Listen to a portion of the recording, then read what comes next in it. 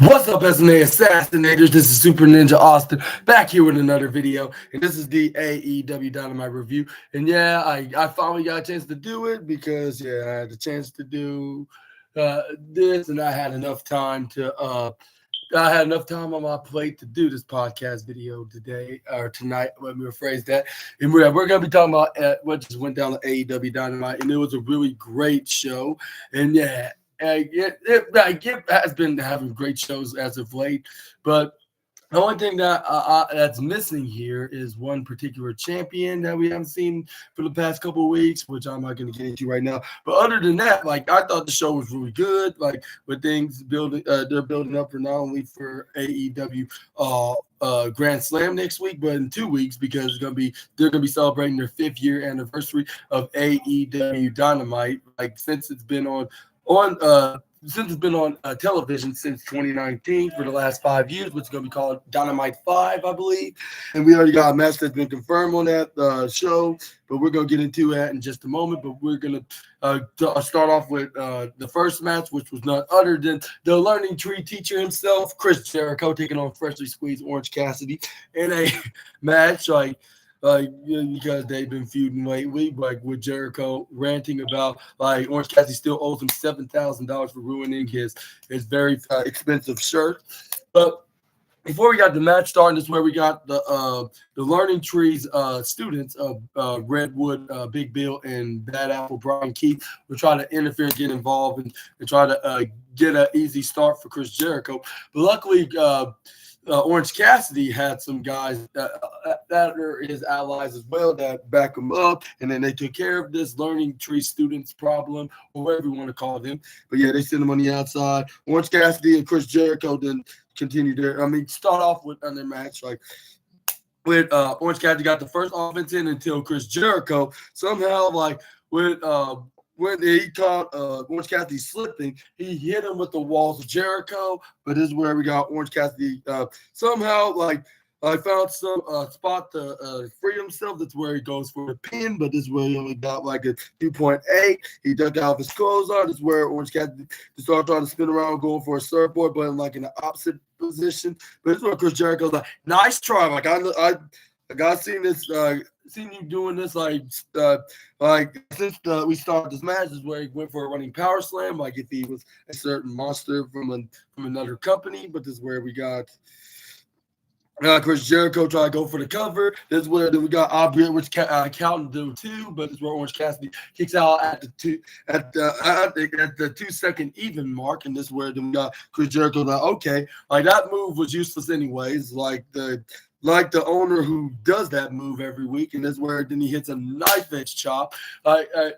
Doing 2 for 1 of doing an insult to the other guys that's working for the place that he used to work for, which we're going to be talking about that probably in another video for another day. But this is where Chris Jericho then picks up Orange Cassidy, starting some knife edge chops right onto the chest.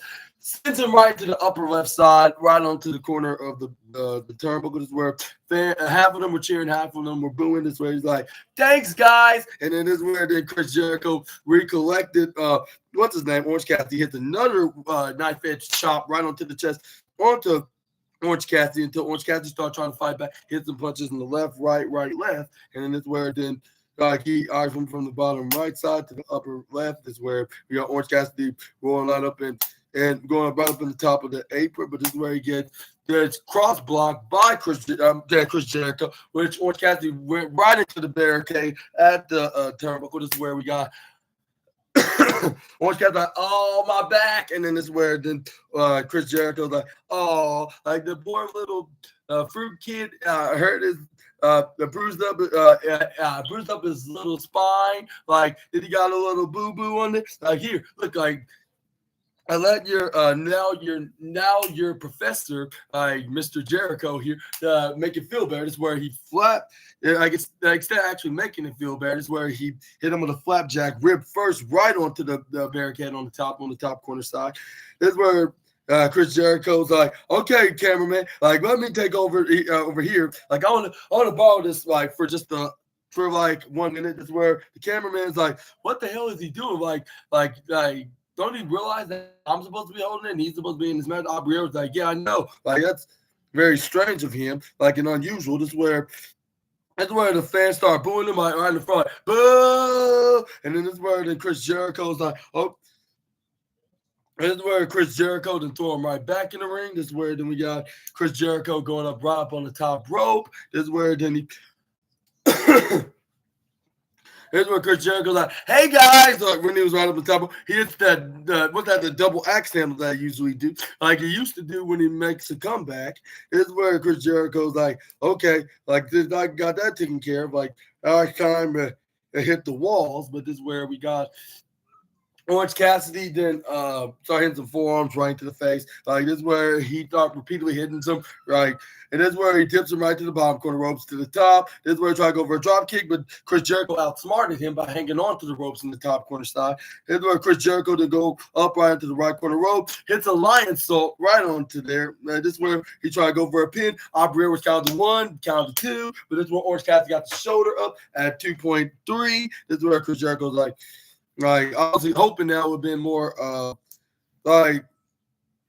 more than just that, like at least the 2.999, but he's like, okay, like I'm just gonna go for a generic suplex, which that was not a good idea because that's when Orange Cassidy counters out of that, hits the stunt dog millionaire right onto the mayor of not the mayor, I'm thinking of Austin Theory. I mean the teacher of his own learning tree, and where then.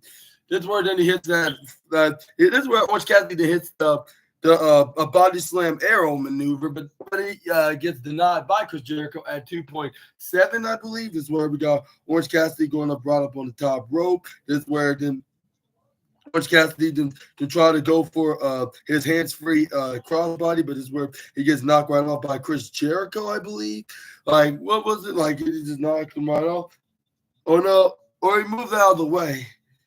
Or no, he didn't move out. He got the knees up, like countering his elbow drop. This is where then we got Chris Jericho trying to close on Orange Cassidy out of the ring. This is where he counters and flip him right over the top rope. We're right to the right side. Orange Cassidy tried to go for a suicide dive, but this is where Chris Jericho countered him. This is where then he catapults him right to the right corner barricade and hit him right into it. This is where it's like, boom, he just crashed right into the barricade. This is where Chris Jericho's like, hey, everybody, how's everybody doing tonight? We want to see a lesson. And this is where fans like, we do. And this is where Chris Jericho's like, okay, here's the next equation. Like, I want you to learn, like, it's like how to defeat your opponent. Like, when you're, how to defeat your opponent while you're, while you're brawling with him in the ringside area, like, and this is where he's like, you go right into near the timekeeper's area, you picks him right up, hits him right hands, but this is where Orange Cassidy interrupted him before what he had, but before he can even have a chance to tell the fans like how to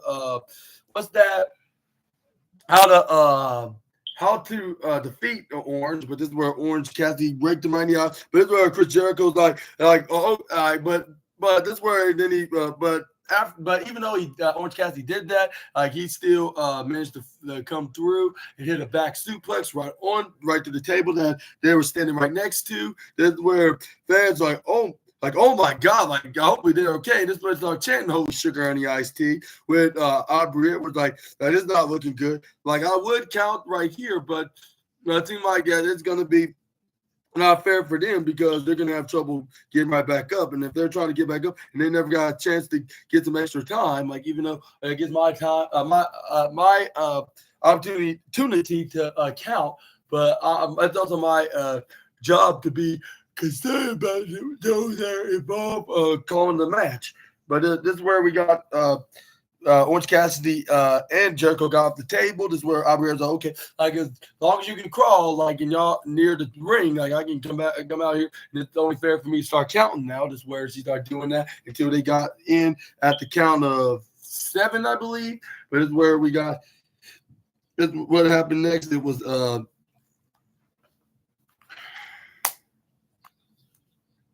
this is where they start playing a game of wrestling tennis by hitting forearms right back into each other, like until Orange Cassidy won. And this is where, but before they can do anything else, this is where they both fall right into the ground. This is where Aubrey was like, on him by kicking him lightly until he actually starts stomping on him, like more harder than you would expect him to. But once Cassidy went right up in the upper left side, this is where Chris Jericho came right back up, went to the middle, hits a clothesline right onto to the former international champion. This is where the former world champion tried to go for a pin, but he only got like a 2.4. And this is where Chris Jericho's like, awesome, shoot. And this is where we got Jericho then got back up. This is where then he placed what's the Orange Cassidy right to the upper left side. This is where Jericho then hitting some right hands. And this is where he didn't try to put him up right in the ropes, but this is where Orange Cassidy kicks him right into the midsection. He put himself right on there. But this is where Chris Jericho hit a right hand onto the freshly squeezed wrestler. This is where we got Jericho to try to go for a suplex. This is where Orange Cassidy start punching him right into the midsection. This is where he even headbutted the teacher of the learning tree. This is where Orange Cassidy like, now's my chance. And this is where he goes for the hands. It was an elbow drop. I was about to say diving crossbody, but it was like a flying elbow crossbody. But this is where we got Orange Cassidy did go for a surfboard DDT when he went right to the top corner. This is where Chris Jericho's like, oh, no, you don't. This is where he then go for the walls of Jericho. This is where he managed to do that. This is where they got it locked in. This is where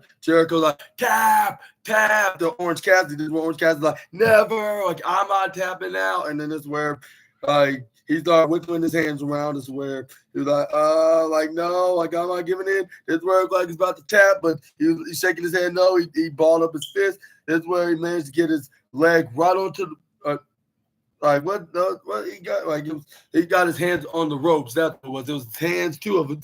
That's where we got that's where Aubrey was like, all right, get off of him. This is where Chris Jericho was like, all right, I'm getting off. And this is where once he put his face right in between the ropes, this is where he saw somebody's boot heading to his face. This is where he got hit by that same boot. And you won't believe who it was. It was none other than the Redwood student of the Learning Tree, Big Bill. And then that's when Excalibur was asking, like, where the hell did he came from? And I was saying, like, yeah, your guess is good as mine. And then this is where Chris Jericho tried to go for a pin, but Orange Cassidy still kicked out at almost 3, but he kicked out at the last second of 2.9999999. Now I got my point away from being 3. There's some kind of one little bit of what's that? Like it must have been some kind of a little piece of stamina that was that gave him hope to kick out. That's where we got Kyle O'Reilly came in and jumped in and helped his what's that conglomeration teammate by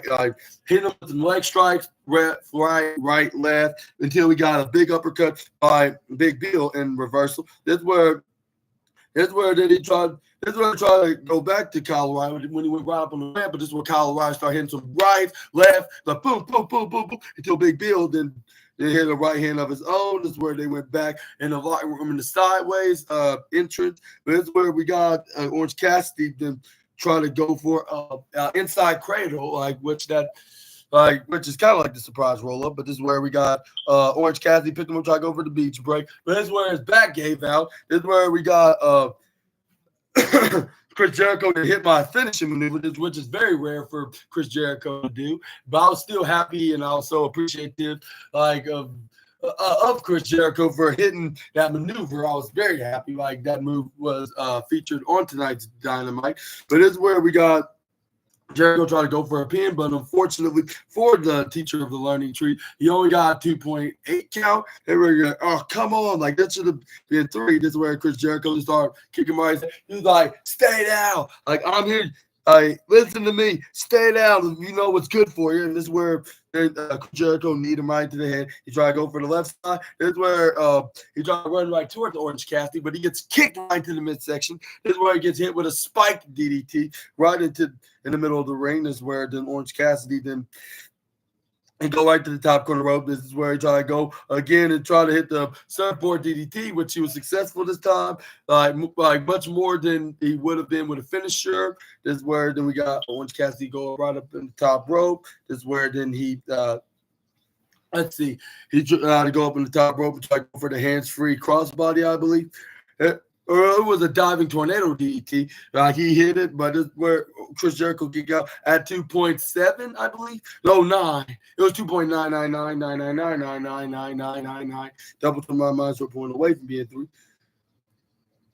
This is where we got Orange Cassidy took off his elbow pad, I believe. This is where he tried to hit him with his finisher, which is the same move that he'll never hit yours truly with, and that is the orange punch. But this is where Chris Jericho then intercepted and hit a code breaker to stop him from hitting his maneuver. This is where then Chris Jericho tried to go for a pin. Aubrey Edwards counted the 1, 2 until Orange Cassidy got the shoulders up. Fans like, oh, like we just seen this coming, and it was at 2.9999999999999. Double trouble my mind 0 point away from being 3, and this is where fans were chanting, this is awesome. And I was like, yeah, definitely. And this definitely going to get the second place spot, like, while the main event's getting the first place. And I guess I predicted correctly, which we're going to talk about the main event later. But this is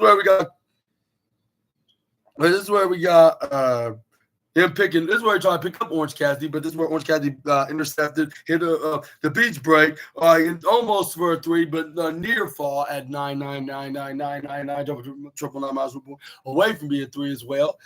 But this is where we got Brian Keith came out there because he wants to beat Orange Cassidy's ass because like he disrespected him for the last couple of weeks, like especially pouring some change right into his Bentley, his convertible Bentley. Let me rephrase that. Yeah. Like, and when he did that without his consent, and he considered that as disrespect. So yeah, that's why he probably he came out there trying to beat him up. But this is where we got what's her name? Aubrey Edwards was like, go get down here, like you're not in this match. And this is where Brian Keith's like, I don't give a damn. Like I want to beat Orange Cassidy's ass because he disrespect my teacher. And this is where what's his name? This is where Mark Briscoe hit him with his kung fu chop right up to the chin. This is where we got Chris Jericho try to go for a clothesline, but this is what Cassidy does. Go to the top corner rope, hits the orange punch, which that's still the move that he'll never hit Super Ninja Austin with, but he did hit it with Jericho. He gets a 1, 2, 3, winner of this match. Freshly squeezed Orange Cassidy. Yeah, huge congratulations to him.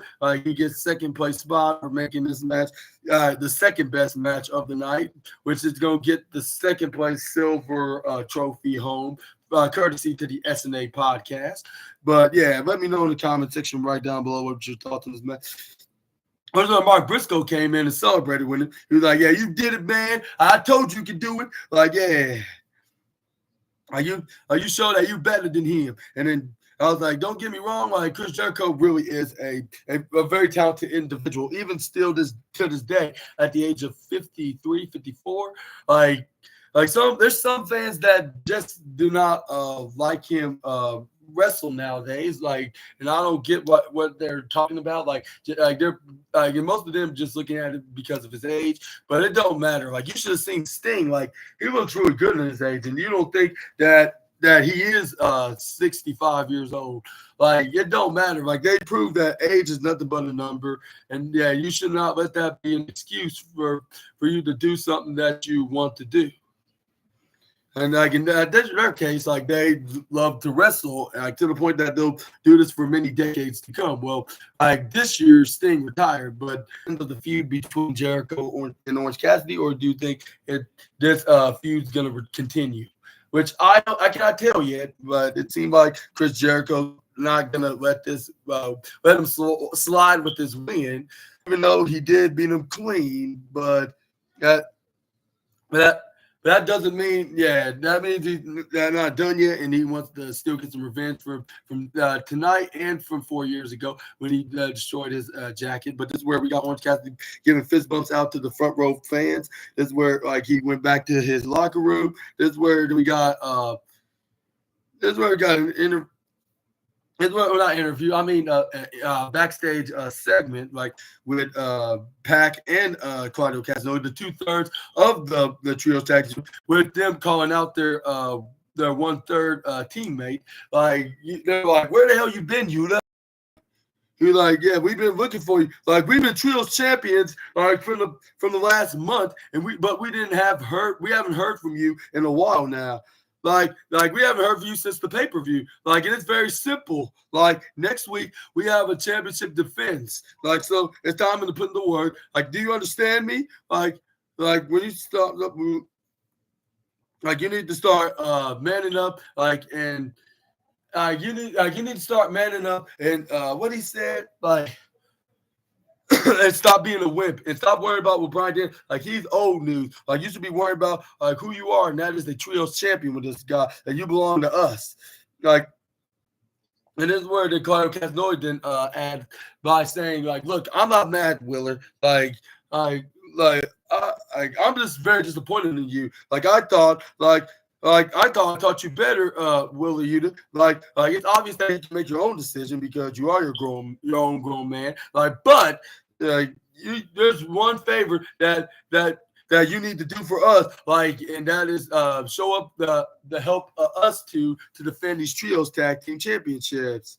And this is where the John Moxley went in the middle, while Marina Shafir was in the left. This is where John Moxley is like, look, Willer, like it's so much to handle right now. But I believe that you got the strength, you have that's beside you to do the right thing. He's like, it's all your choice now, Willer. Like, but before we leave, like when he's like he's like before I leave, like you can do everyone. It's your choice, Willer. Like, but you have a personal responsibility if you don't do the right thing, like for the greater good. You're like you're gonna have to look at yourself in the mirror every morning of what man that we teach you to be. And where then he look at both Claudio and Pac, and then he look right in the back. This is where then he right in the camera. This is where he shakes his head. Like, I don't have nothing else to say. Like, let's go, boys and girl. Like, this is where then they left. They went off into the distance. But this is where they showed Willer Yuta. Then the show was very showed his anger side, like when he faced Anthony. What's his name? Henry. Yeah, Anthony Henry. But this is where they got Alex Marvin. Then Willer Yuta, I mean, this is where he caught Willer Yuta and asked some questions in the interview. This is where he's like, Willer, like I got some questions. I got something to say to you. And like, you got a trios tag team championship match along with your partners, Claudio and Pac at AEW Grand Slam. Like, you got anything? you have anything to say in the match? This is where he's like, well, honestly, like on conflicting events, that some may say. Like, but I worked my whole career for this whole opportunity to be a champion. Like, and if like we're gonna showcase on what we got, like in a place like Wrestling, like, and this is where we got Alex Marvez then corrected him, saying like, this is not Wrestle Dreams, this is what's it, AEW Grand Slam. Like, Wrestle Dreams not until like next month in October. Like, this is where we got. But it's where we got it's one of the AEW staff members that's like, Willer, you forgot your trios belt, like, in the locker room. And this is where Willer Yuta's like, oh yeah, like, sorry, like my head's been all over the place, as you can tell, Alex. Like, but there's one thing that I've learned from Bryan Danielson, like, you don't change who you are. Like, just because like that you come here and change. Like, I take pride like to this World Trio Championship. Like, so like despite whatever those guys will do, like, they don't want my favor. If you want to defend those Trios Championship at Grand Slam, like, but next on that match, whoever they face, who they're gonna face, was Bang Bang Gang. If I'm not mistaken, let me know in the comment section right down below. But this past Saturday at Collision, I think it was like kind of like a number one contenders match with them against the Cage of Agony with Brian, when they faced Brian Cage, Toa Liona, and Bishop Khan. But yeah, let me know in the comment section right down below, like, what's your opinions on about who's the challenger for next week on AEW Grand Slam. But either way, it's going to be an exciting episode of Dynamite, like, once it goes on the air. But anyway, let's move on to the next slide. This is where we got Hook. He was in action, but it was not like against an actual guy. It was actually against a guy that was like an enhancement talent. It was against what this guy's name is. like as soon as Hook got in the ring, I mentioned it. It was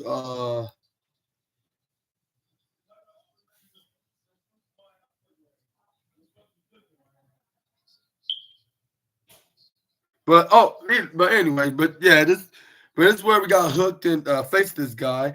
And that's where then we got Roderick Strong was sitting right next to the what's it called, the what's that, the commentators, Tony Schiavone, Excalibur, and Taz, because yeah, he wants to get a closer look of watching this future opponent that he challenged for the FTW Championship, and also let me know in the comments like who or when exactly is Roderick Strong's going to be facing Hook for his title.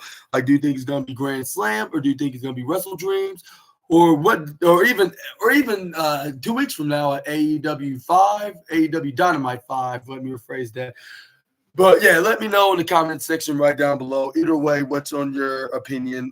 When where's his name Hook's gonna defend the championship? But this is where we got Hook. He hits a hip suplex right onto this guy. This is where then he wastes no time. Like, continue just hitting suplex after suplex after suplex until he then hits the red room that he start choking him hard to the point this guy would start tapping out. This is where he's like, I'm not gonna continue to get my life taken by this crazy Tasmanian devil. Like, this crazy Tasmanian devil, like, my life is very valuable right now, so I might as well tap for him and give him this easy win, like, because yeah, I want to live to fight another day. But guess what happened? Hook, it was the winner of the night. This is where then he gave a staring glance right onto Roderick Strong and the rest of the Undisputed King. He was like, "I'm keeping my eyes on you." Started pointing at him. This is where he walked out right out of the entrance. This is where we got But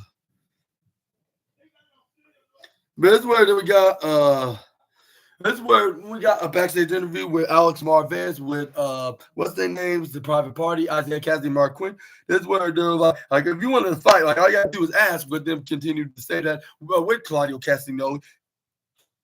And this is where it's like, how about we have a fair fight, like right in New York? And this where then what's the name? Isaiah Cassidy was like, why do we have to do it like next week at New York City? Like, why don't we do this now? Like, forget Grand Slam. Like, we could do this match tonight. Like y'all not available tonight. Like, how about we do this fight right? I dare you. And this is where it's like yeah, well, we dare you. And this is where then we got and this was like, let me get this out of my chest. Like, Max, like, I hope you listen. He's like, I hope you listen to me now because I'm so pissed off at your dumb ass. And this is where he's like, you know, like, he's like I have an idea. Like, how about we be your first battle? Like you and whoever that's on your new version of the BPCC taking on me and my brother Mark here. And this was like, and he's like, yeah, you like it's where it's like, and you got a death wish like waiting in your that's waiting for you to have your name written all over it in big with that capitalized letters. That's where it's like yeah, we'll be owning your ass. That's what he said right on the camera. But I was dying my ass off for him saying that. This is where then we got This is where we got let's see what was the next But next up, we got Christian Cage was in the backstage interview with Renee Paquette, or like what's his name? What's his name? Excalibur loves saying the remarkable Renee Paquette. This is where we got Christian Cage. Like this is where then Christian Cage was like yeah, that cannot be. He was like, this cannot be understated. Like with me being the world heavyweight champion. Like yeah, like this. This is a launching pad for me because I decided me and I are going to be whole championship at the same time. Like now, like I'll be making a foot. Like now, very conversation. Like it was like and yeah, that's not going to look good for Moxley. Like with him trying to desperately get a shot at the AEW World Championship. He was like how Doug. I have the design on the World Heavyweight Championship. Like the only problem is Renee. like he don't have this contract, guaranteed contract. He's like because he has to fight his way to get a shot at that belt by facing another guy that gets an opportunity for a chance. But he's not going to be successfully It's not going to be successful to cash in his opportunity to be a world champion. But I'm gonna address so now address me on my proper moniker, Renee. This is where Renee did say, okay, ladies and gentlemen, Christian Cage, the reigning, defending, undisputed, next AEW World Champion. And then this is where Christian Cage is like, thank you so much for that beautiful introduction.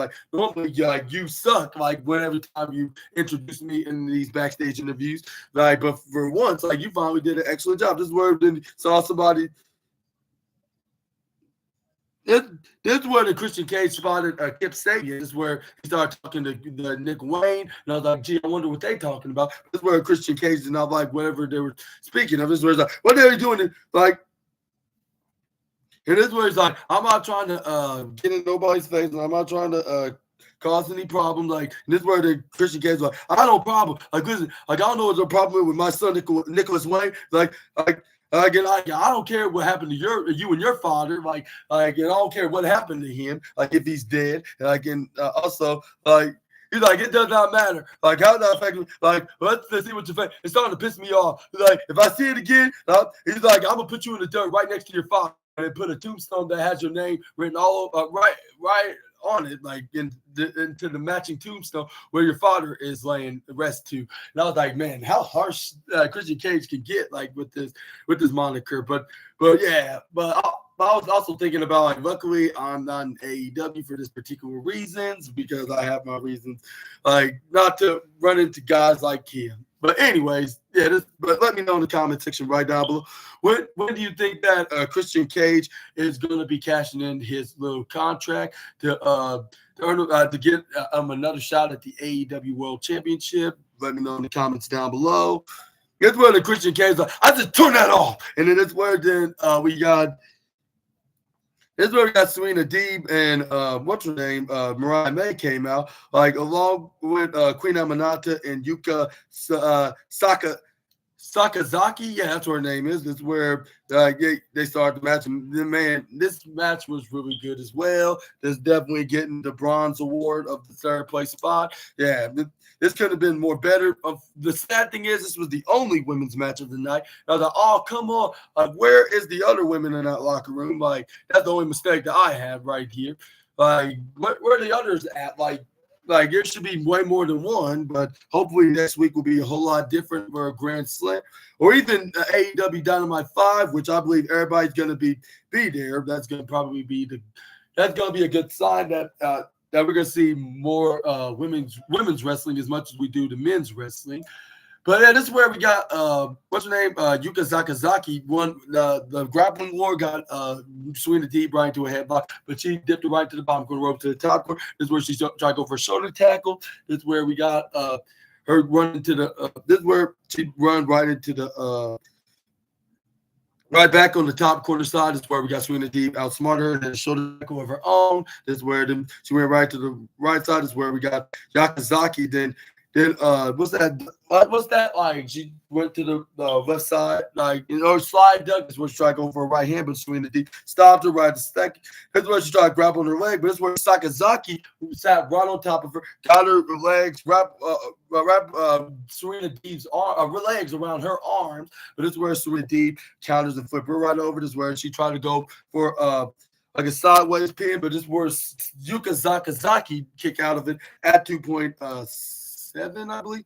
This is where she gets tripped over, however, but this is where she kicks out at 2.1. This is where we got Yuka then trips her over and go for a pin, but she only got a 2 even count. That's where it's okay, you're not as easy as you look. This is where then Yuka Sakazaki is thank you, Professor. This is where then we got her trying to go for a clothesline, but this is where she this is where then we got Serena Deeb trying to go for a back to belly maneuver, which is where we got what's the name?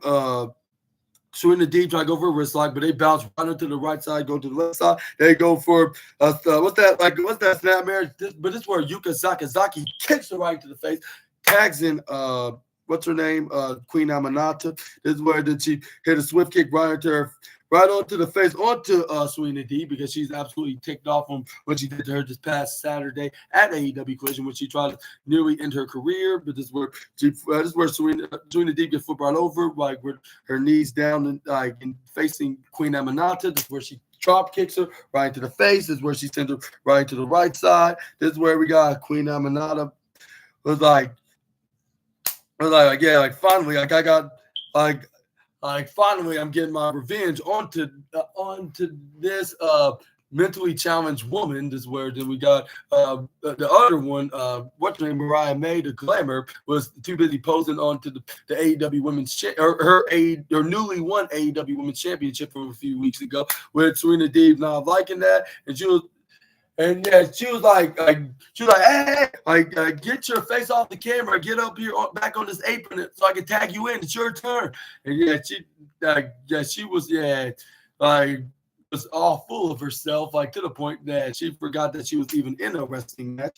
This is where she didn't even care. This is where she started continuing the pose at the camera, saying like, "Yo, right here, like if it's like a flashable camera rather than being a video camera, not a video camera, more likely a taping camera. Let me rephrase that, a live one. But this is where we got Queen Amanata to turn her around. She started hitting some strikes. This is where she tried to kick her right in the gut, but this is where she got her leg caught by Serena Deeb. Is where she put her leg right onto the middle rope. This is where she dragon screwed it and driven right onto the middle rope. She was like, my left leg. And this is where then Serena Deeb was like, I like the sound of that. This is where she goes for a body tackle right onto the back of Amanata. This is where this is where Mariah May was like, okay, like I'm ready to fight now. This is where she with her finally being a realization. This is where Serena Deeb like, finally, like you decided to stop thinking this is like a photo op. And then this is where then we got Serena Deeb was like, okay, like you don't have to be so rude. And this is where then she went right to the left side. This is where then she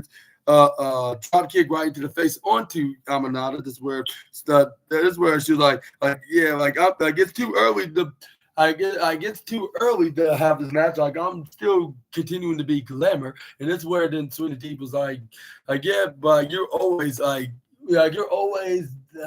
being glam. What's that? You always doing some glamorous activities or blah blah blah. This is where then we got her. Yeah, hit the missile drop kick onto Queen Amanata when she was on her knees. This right into her face. This is where then she did the same right onto Yuka Sakazaki. This is where then Mariah May's like, she was like, hooray! Like I finally show that like that little rookie how it is to be a real woman. And this is where then Queen Amanata's like, okay, like you took care of that young woman. Like how about this one? This is where Mariah May's like, I definitely didn't forget about you. This is where then she started kicking her right to the face and this is why I was saying, like of course she forgot about her because, well, it's like she had her back turned for quite some time, and to the point that Amanata got back up, started hitting her with some strikes. But this is where then we got Serena Deeb returns right back in the ring, trying to help her out with Queen Amanata. But this is where. Well, that's where they start going back and forth, like until Mariah May gets tagged in, but Queen Amanata came in and intercepted her, countered her, went and tagged Yuka Sakazaki while Mariah tags in what's her name, Serena Deeb. Is where Sakazaki making it come, but this is where she gets interrupted by Mariah May with the bell hit her right from behind, and this is where and look, like I'm not really a fan of DQ finishes. But like this was absolutely perfect. Like to create this program like while they try to find a way to how to do like a Timeless Tony Storm versus Mariah May rematch part 2. But right now it seemed like that Timeless Tony Storm is going to be heading to Stardom, like to compete in the matches against those women out there. But it's where we also got Mariah May's like, I just wanted to do that. Just teach this little, this snot-nosed little, It's not no little gal, like a lesson or two. And this is where she start whipping her with the championship belt, like if it's a real leather belt, like whipping her like if she's her daughter, like if her daughter like that defied her of doing something bad. This is where she start putting her side of her face right into the front plate of the AEW women's belt. This is where then the referee's like, all right, stop it. This is not necessary. This is where Mariah May they start shouting right up in her ear. She's like, you're not ready. Like, you're not ready to be in someone in the ring like me. And you just prove it right here. And then this is where she was like, hey, that was too easy. Yeah, she's way out of my league, and this is where she's holding up AEW Women's Champion. This is where we got Mina Shirakawa. Then had a little video message for Mariah May. She was like, Mariah May, I watched you, I watched you win the AEW Women's World Championship at Wembley Stadium. And then this is where that she continues to say, and now, you say you want me now, me, you have changed, Mariah. I don't like this version of you. I hate the woman you become. He's like, I really miss you. We had so many good times. We did plenty of things to do. And you got, you're even more in my heart or something like that. You're like, I want Mariah. You want a proper celebration. You really want me? Did AEW really want me now? And he's like, what? He continues Mina, is coming back. And then this is where she did a little shimmy, which that was a little creepy. But yeah, this is where then she walked out of the camera. This is where we got the next slide coming up. And do you think we're gonna finally see a proper celebration at AEW Grand Slam next week for Mariah May's latest championship win? Let me know down in the comment section right down below. Do you think that we could see Mina Shirakawa challenging her for the championship, like at AEW 5 or maybe even Wrestle Dreams, or even Yuka Sakazaki with Mina Shirakawa picking her side and helping her out and start training her for this little crossover Wrestle Dream kind of match? Let me know down in the comment section right down below. But this is where they start hyping things up for Bryan Danielson against Nigel McGuinness. This is where they try to show Nigel McGuinness in this little video vignette, but this is where they were having trouble with the footage, which that's the first time I've seen that happen, and that's probably the other issue about it. But nothing too much of a big deal because they managed to fix the problem and moved on. And then I was like, this really just happened right here, and this is where they finally did exactly what they should have. With them saying that's where we got Nigel McGuinness. Then they showed did the video, but with Nigel McGuinness mentioning that now the technical difficulties fixed on this little video package they got from Nigel. This word there's some that you that did not know that used to been a wrestler enough. You started to believe. Everybody did not know. Everybody did not know that you were a wrestler enough. And you said, he's you say we really wasn't the good friends. The opposite. And this is where the Mark Briscoe's they were bitter rivals. They put Ring of Honor on the mat. Both trying to put a point to each other. With Roderick Strong, then weighed in along with Mark Briscoe. They were the epitome of wrestling, and also Jerry Lynn and said Bryan Danielson is completely the best wrestler for a while. But if Nigel been he was but if Nigel haven't been sidelined for the past dozens of years, who knows what his future would have led him to? He would have also been known as the best wrestler in the world. And this is where Roderick Strong was Nigel wasn't received how Bryan was. Always give him something to chance. And this where then we got who said. With Nick Mark Briscoe, he was like, Nigel have not been known as much of a special as that special wrestler, the be right on top, like, and he wasn't it wasn't felt like the golden boy treatment like Brian did. And, everybody strong was like, yeah, like Nigel wanted him wanted to get to be felt the same special way, just like Brian did, and he's like, and Nigel McGinnis, but always been Nigel McGinnis' worst enemy. With him showing like the redemption of Nigel McGinnis in 2024, with him training back in the ring, and yeah, and that's where then they start discussing like is Brian Danielson really ready to get back in the square circle, even like on the fact that he's have some really bad what's that like really like has some really bad injuries, like not that bad, but like to the point that it could keep him away from the square circle for a little while, and if he's not careful, then it might will end his career for good. But we're just gonna have to wait and see in the next 7 days if he can make it to AEW Grand Slam. But anyway, this is where we got Jon Moxley heading out. This is where he was with Marina Shafir, what's his name, Claudio Castagnoli, and I believe the Bastard Pack.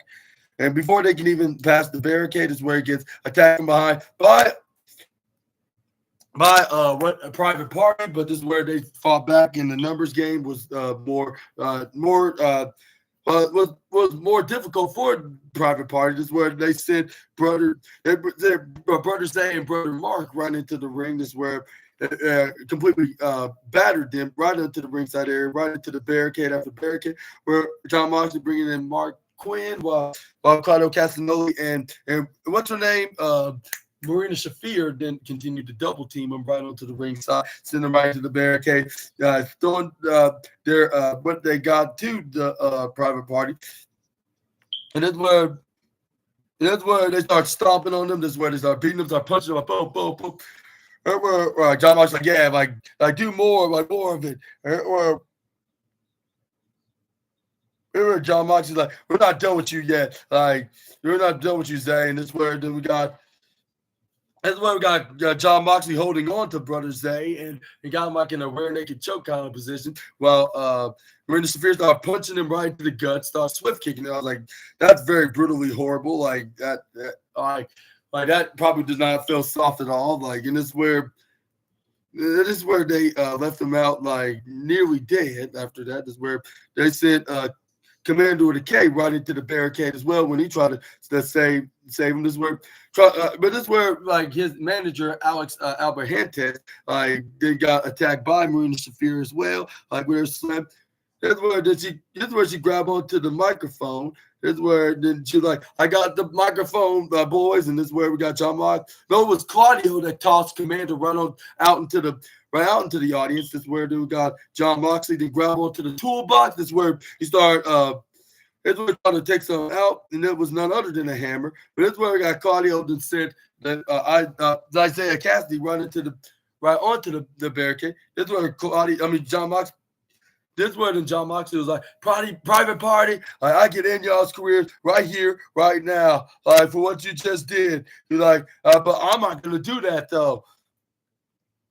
And like, I'm not that kind of guy. And this is where he said, while breathing in and out, you and your tag partner have been here since the beginning, since 2019, for 5 years. 5 years, you guys are in the exact same spot you were 5 years ago. And I was like, there's nothing wrong with that. As long as they're not doing anything wrong.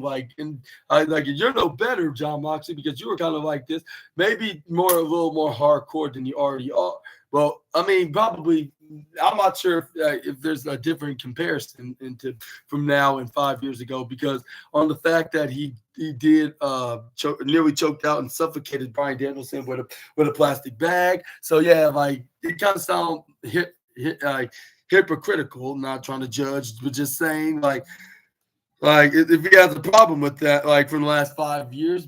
But yeah, that's what he was asking. The question was why is that? Why are you still acting like 5 years ago? And he's like, I'm gonna give you a little bit of what you've been missing. I'm gonna give you some friction. I'm gonna give you a little bit of a resistance. I'm gonna give you I'm gonna give you an absolute hell of a cut. Consider this a gift. And it is what they try to.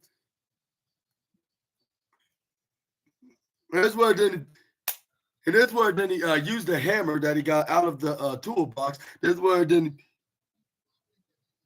and that's why then he swing it right on. That's where. That's where then he hit him right into the hand, I believe. But it was like, my hand, like it's broken. That's where he bit it right hard, like hit and what's that? What's that like? You can see it like like what's that like deformed like after he hit him right in, and it like hitting him right in the hand with that. I was like, wow, like this guy really has lost his mind. Like, and this is where fans are chanting, you sick flub, and they were not saying flub. But anyway, this is where we got John Moxley hit right back in the ring. But this is where Darby Allin came in and jumped right from the audience. This is where he threw him right in the ring. But this is where he shoved Darby Allin. But this is where Darby Allin's like, you think I'm intimidated? Like, come on, let's do this right here, right now. And this was like we don't have to wait till Grand Slam. Like, we can do it now. Like, I don't care if you have your boys and your girl, like Claudio, Pac, and Marina. Well, I don't think Pac was anywhere around in the arena, but this is where we got Claudio Castro try to come in, but this is where Marina was like, no, like John Moxley can take care of this all by himself. Here's where we got Darby Allin got the skateboard. He was like, you get closer, like I can throw right. This is where then John Moxley looked like he was about to get closer, but this is where he pushed himself right back. This is where Darby Allin tried to hit his best swing that he got, but this is where he was already gone. He disappeared. This is where Darby Allin's like. And this is where Darby Allin like John, when you're gonna realize I'm not the same guy for 5 years ago. Like, he's like, I'm gonna absolutely run through you, and I'm gonna run through you at Grand Slam, and I'm gonna walk into the Wrestle Dream in my home state. He's like, and I am gonna be becoming the next AEW World Champion. And this is where then John Moxley's like, He's like, you are absolutely delusional, like, because that championship going to be taken away from you, just like AEW, just like Sting got taken from you, and your chances of becoming the 3-time TNT champion as well, or something like that. Yeah. And this is where then John Moxley, this is where Darby was like, no, I'm going to be your next AEW champion. And I was saying, like, I hope you really do be the AEW, hope you do be the next AEW champion. Like, you totally deserve it. Like, you've been doing this for 5 years. Like, and you, like, and yeah, like, and hearing your story of you being, like, homeless and having a dishwashing job, like, but you got a chance in AEW because of a certain individual that used to work there that's now a top champion over at the other company, which I can't mention at this time. Like, got him into that. But anyway, this is where we got. Let me know in the comments who's gonna win this match. We might know who exactly is gonna be winning between John and Darby.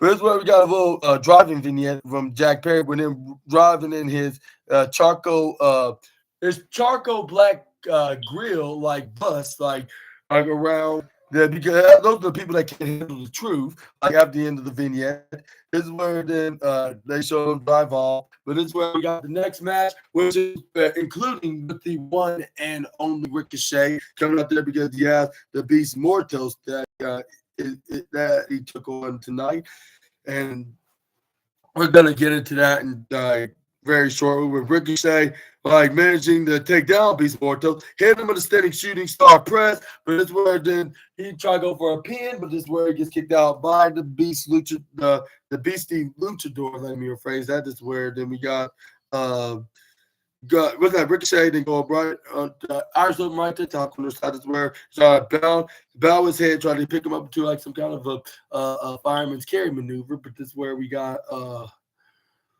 this is where he dodged out of the way because he had his head bent over a little bit too long. That was a big mistake. This is where he goes for a wrist lock. This is where Ricochet tried to charge him, but this is where he gets dodged by Beast Mortal. This is where Ricochet tried to go for a slide Hurricane Rana, but this is where he tried to go for a fly headset over Ricochet. He Irish whipping himself. This is where he tried to go for a cooldown. He what's that, a breakdown? This is where he's like, stop saying that name. Like, it's annoying me. And then this is where Ricochet's like, oh, like, you cannot stand that name, huh? And this is where then he kicks him right to the gut. This is where he tried to go for a spring him up, try to German suplex him, but he flips right out of it. This is where he tried to go for what's that? reverse poison Rana, but this is where he gets pushed right to the left side. He is Samoan, not even part Samoan. I'm not sure he tried to go for a pin, but Ricochet managed to kick out at 2.6. This is where the Beast Mortos was like I almost got it, had it won. That's where he follows up and hits a big devastating headbutt on Ricochet. Got Ricochet. I finally got him right on the ground. Like how about I hit the suicide or no cannonball. That's where Ricochet tried to go powerbomb. But either way, this is where Ricochet celebrated. He's like, yes, I got one again. I was moments away of earning the international championship. I just got of satisfaction, like when it comes to anybody in AEW. But this is where it's like justice delayed here right now. But this is where Roosh, Roderick Strong, and Beast Mortos